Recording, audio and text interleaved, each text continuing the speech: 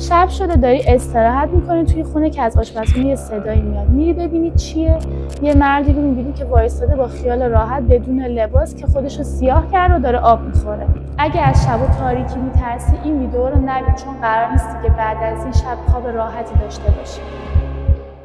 سلام، به کانال دریچه خوش اومدین. لطفاً کانال رو سابسکرایب کنید و زنگوله رو بزنید تا وقتی ویدیو جدید میذاریم یوتیوب بهتون خبر بده. امین دهقانی معروف مرد ژله‌ای متجاوز 22 ساله‌ای بوده که بین سال 92 تا 94 خواب راحت رو از مردم محله‌های جنوب شیراز گرفته بود و اون موقع خیلی از خانواده‌ها رو از هم پاشوند. و نکته عجیب پروندهش نحوه ورود این فرد به خونه‌های مردم بوده که خیلی راحت از در پنجره و به گفته خودش هر راه ورودی که به خونه پیدا می‌کرده رو ازش استفاده می‌کرده تا وارد خونه‌ها بشه، حتی زمانی که مرد خونه داخل خونه بوده. لباسش رو در می آورده و بدنش آغشته به روغن می‌کرده تا به گفته خودش نتونن بگیرنش. حتی چند بار دیده شده و با مردای خونه درگیر شده، ولی یکی از مردا تعریف می‌کرد که وقتی شونه مرد ژله‌ای رو گرفته از زیر دستش لیز خورده و فرار کرده. خود امین دهقانی تعریف می‌کرده که به حدود 100 خونه وارد شده ولی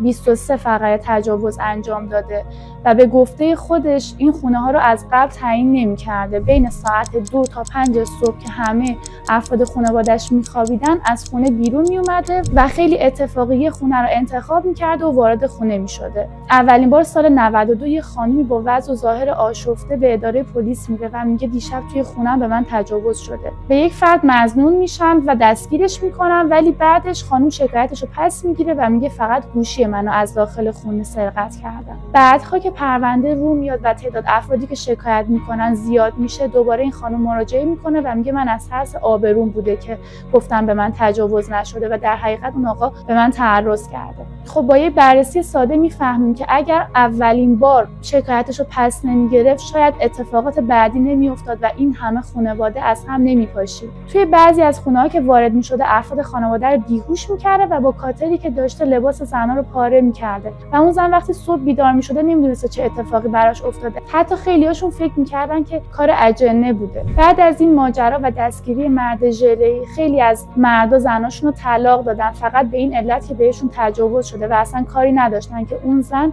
هیچ گناهی توی این ماجرا نداشت. یکی از قربانی‌ها تعریف می‌کرده که با نوزاد 3 ماهش تو خونه تنها بوده و همسرش پرستار بوده و شیفت شب و از آشپزخونه صدا میشنوه. وقتی بچه‌شو خوابونده میاد تو آشپزخونه میبینه مرد ژله‌ای وایساده و خیلی راحت داره آب میخوره. وقتی شروع میکنه به جیغ زدن با کاتر میره سمت اتاق بچه‌ش و تهدیدش میکنه که بچه‌شو میکشه و بعد از اونجا فرار میکنه. تقریبا هر 2-3 شب یک بار یه خونه رو انتخاب میکرده و به اون خونه وارد میشده. و وقتی خانمای محله با هم صحبت میکردن میدیدم خیلی افراد زیادی بودن که این بلا سرشون اومده. حتی شاید کسایی بودن که مرد ژله‌ای اعتراف نکرده یا خودشون از ترس آبرو شکایتی نکردن. آخرین باری که داشته از یه خونه فرار میکرده تمام اعضای خانواده متوجه حضورش میشن و دنبالش میکنن. به خاطر همین شلوارش رو جا میذاره و از شانس بعدش رسید خوشرویی توی جیبش بوده که اسم و فامیلش روی اون نوشته شده بوده و با اثراتی که از خودش گذاشته، مو و دی ان ای که بوده، خیلی راحت پلیس پیداش میکنه و تمام اون خانمایی که شکایت کردن فقط این فرد رو نشون میدن به عنوان متجاوز از بین افرادی که دستگیر شده بودن.